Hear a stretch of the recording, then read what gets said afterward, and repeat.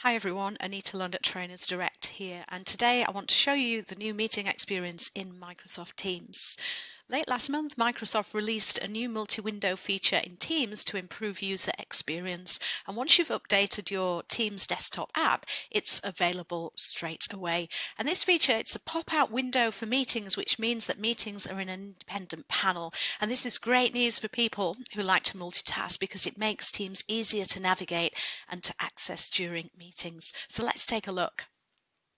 So the first thing that we need to do to enable the new Teams meeting experience is to head up to our profile settings, which you'll find in the upper right corner of your Microsoft Teams desktop app. So I'm going to click onto here, I'm going to choose settings, and then in the general settings there is a tick box called turn on new meeting experience. So this is the option that allows new meetings and calls to be opened in a separate window. So notice that this does require a restart of Microsoft Teams. So this option is not turned on by default, it does need to be enabled.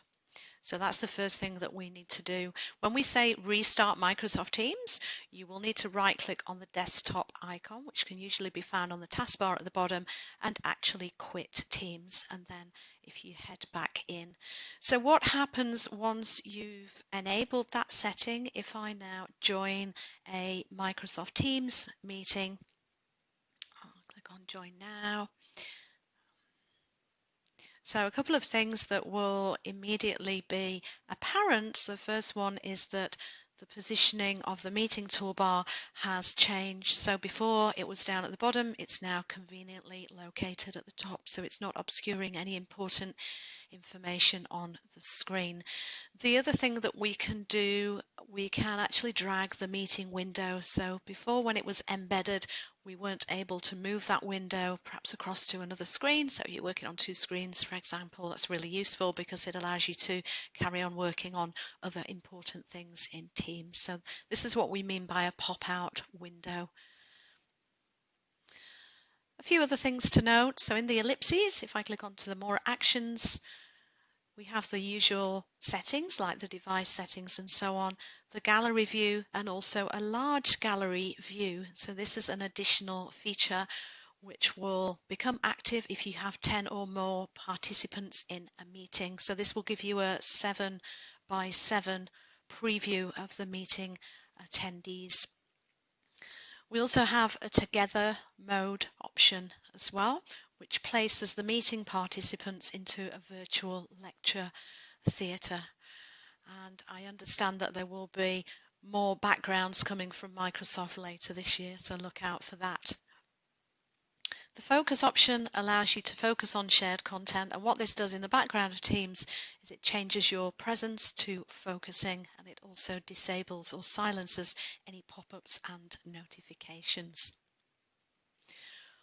Also with background effects, so if you're working from home and you want to choose a virtual background, we've had the ability to select from the virtual backgrounds that Microsoft have supplied, but we now also have an additional option to add our own backgrounds by selecting Add New.